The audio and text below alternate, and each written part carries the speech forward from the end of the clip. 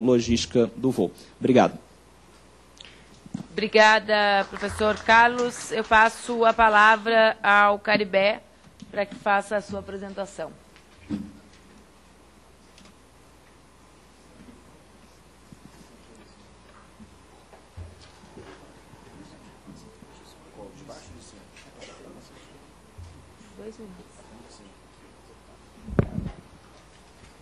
Estava concentrada aqui. Boa tarde. Eu quero agradecer, primeiramente, à deputada Luísa Erundina, o deputado Sandro Alex e o deputado Azeredo por promover esse debate e dar mais essa oportunidade à sociedade de debater um projeto tão polêmico para a sociedade brasileira. Quero agradecer a presença da deputada Manuela na mesa, presidente da mesa, e aos demais participantes e palestrantes aqui presentes. Meu nome é João Carlos Caribé, eu sou publicitário, cyberativista, vamos dizer assim, e um dos idealizadores do movimento Mega Não. Na verdade, o PL 8499, ele foi um projeto que mirou no coelho. Ele foi projetado com foco num aspecto pequeno da internet. E ele acabou, sem querer, acertando o elefante. Porque se não fosse o PL 8499, essa discussão não teria acontecido e o marco civil da internet não teria surgido, pelo menos não agora. Então, toda essa questão do debate democrático, o Brasil não teria sido reconhecido internacionalmente como um dos países mais inovadores em termos de legislação participativa com o marco civil, se não fosse o PL 8499. Eu quero falar o seguinte, nós estamos discutindo aqui a questão dos crimes na internet. O CERT-BR, que é a mesma base do registro BR, que foi utilizada pelo deputado do Senado Azeredo na sua relatoria, reporta em 2010 142.844 incidentes. Foram incidentes reportados. É um número significativo, vocês concordam comigo. Tá certo? Mas é um número completamente irrelevante em relação à quantidade de pessoas que têm acesso à internet no Brasil. Aquele pontinho vermelho ali embaixo é, proporcionalmente, os incidentes da internet. Por isso que eu falo que a gente mirou no elefante, mirou no coelho e acertou o elefante.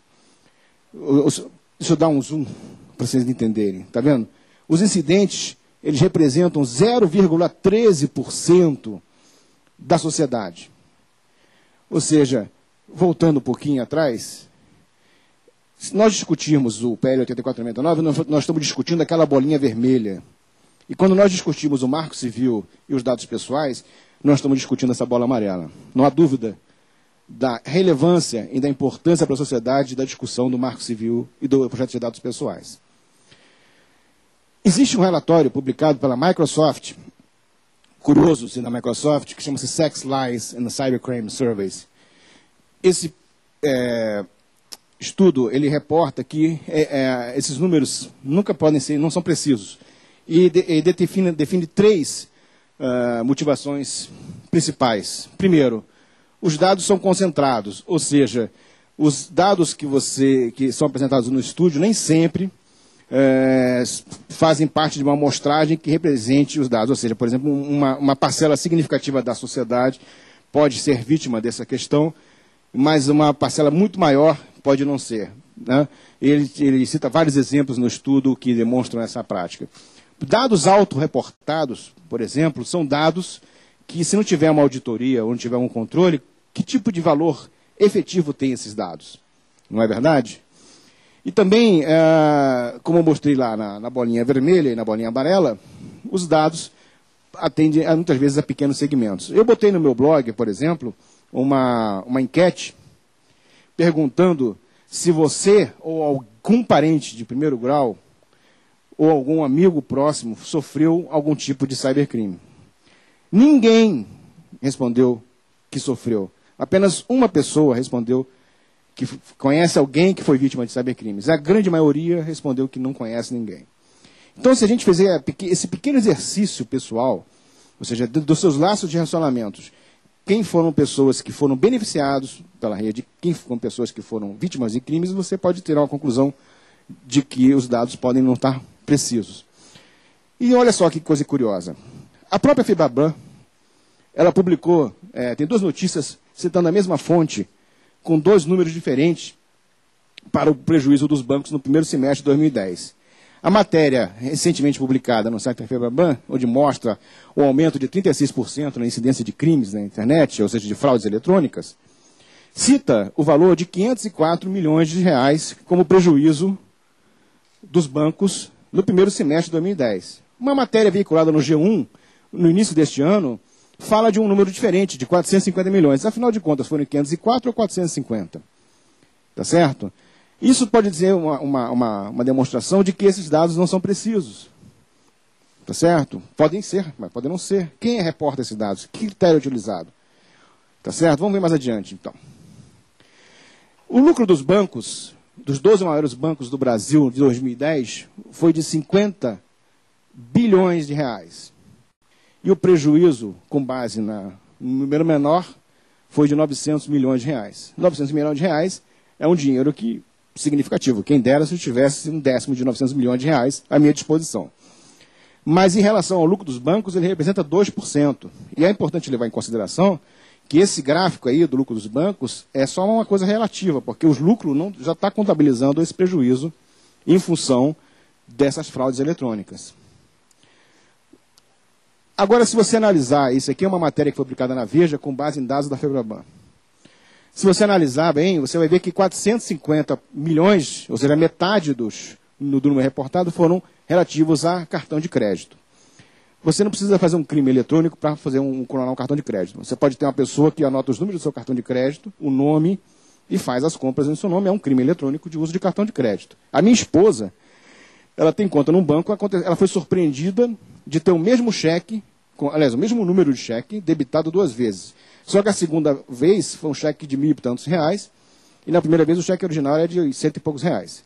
Mas nós conseguimos uma cópia do tal cheque, e a coisa ficou...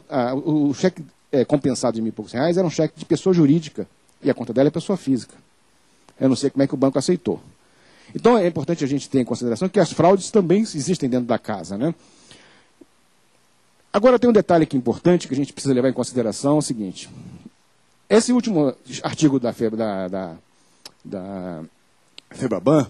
reporta um aumento de 36% nos ataques eletrônicos. Mas olha que coisa interessante.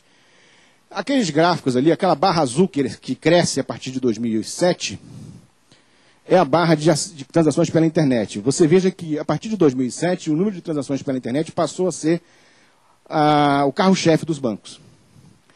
Tá certo? E é importante não levar em consideração que uma transação pela internet custa 13% do valor, do custo de uma transação na agência.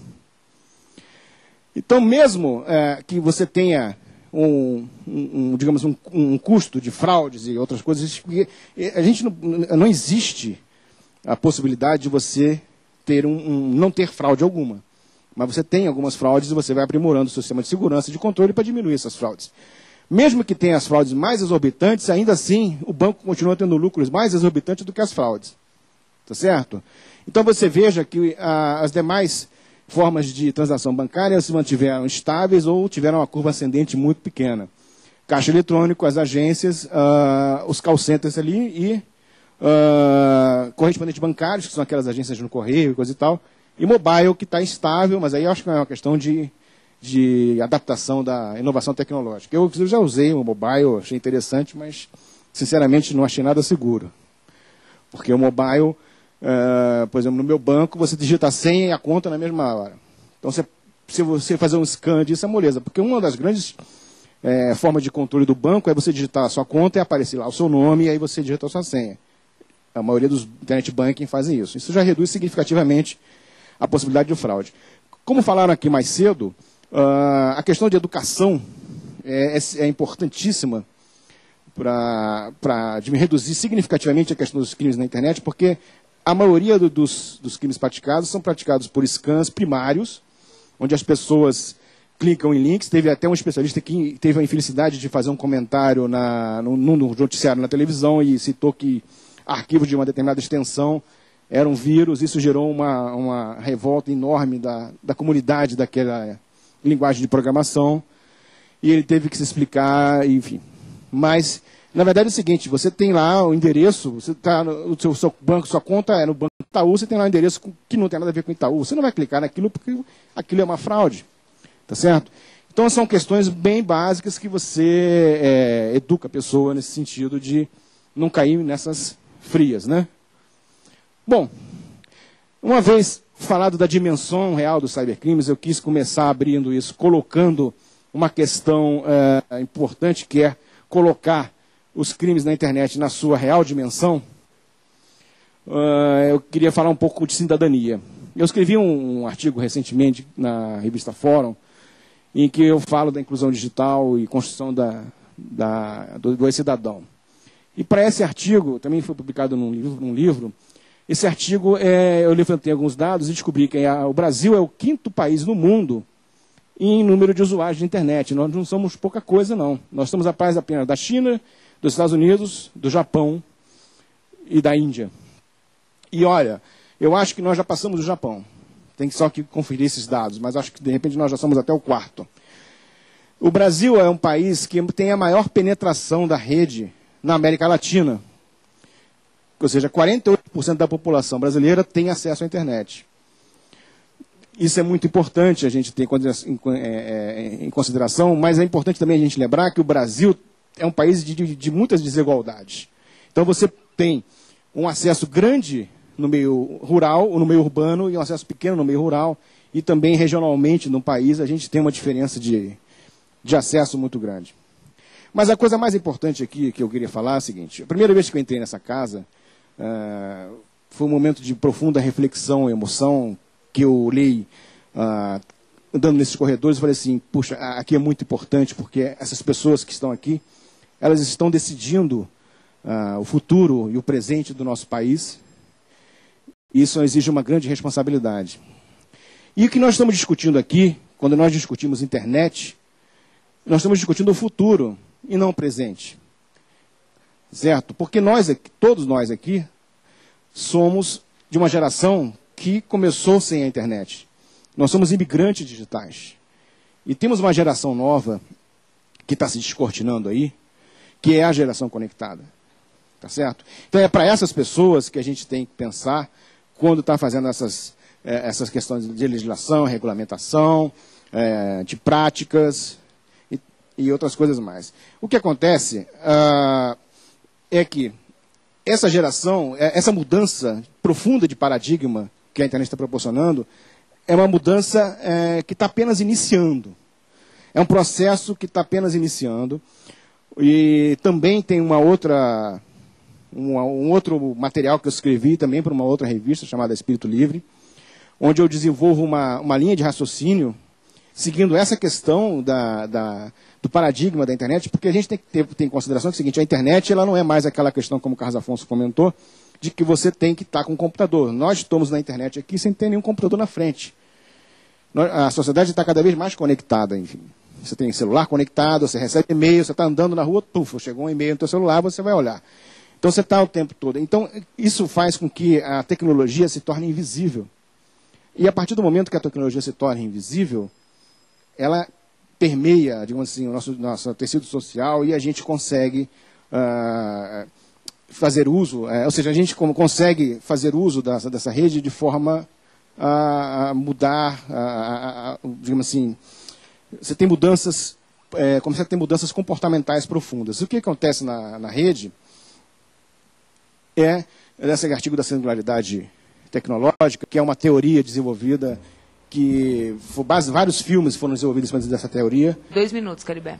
Tá, em cima dessa teoria, que é a teoria da singularidade, onde as máquinas seriam tão mais inteligentes do que o homem, e o homem seria dominado pelas máquinas. Eu desenvolvo uma linha que não é bem assim. É que esse processo de construção cognitiva que a gente faz na internet, o tempo todo, realmente ligado a essa questão do mashup, essa questão do compartilhamento de conhecimento, da troca de conhecimento, da construção de conhecimento, pode chegar a um ponto em que a gente vai ter uma aceleração gigantesca em termos da capacidade humana, onde a gente vai ter várias pessoas conjuntas, como o P.R. Levy, o filósofo, fala da inteligência coletiva, que nada mais é do que a construção coletiva e cognitiva de conhecimento, em que isso vai ter uma dimensão tão grande que vai dar uma alavancada no aspecto social. Depois esse artigo está mais detalhado, não dá para falar isso aí em 2 minutos. Por fim, para confirmar a minha expectativa, tem uma pesquisa desenvolvida por uma Box 1824, acho, e é o sonho brasileiro. Acho que alguns de vocês já devem ter acessado essa pesquisa. Essa pesquisa é feita com jovens de 18 a 24 anos, que somam 2 milhões de brasileiros. Esses jovens, algumas coisas pensadas, assim, 89% deles têm orgulho de ser brasileiro, 71% usam a internet para fazer política, mas não pensam em partidos políticos. 74% pensam em fazer algo para o coletivo. E o mais interessante é o seguinte, em 2012, 10% dos eleitores serão esses caras. Em 2014, 30%.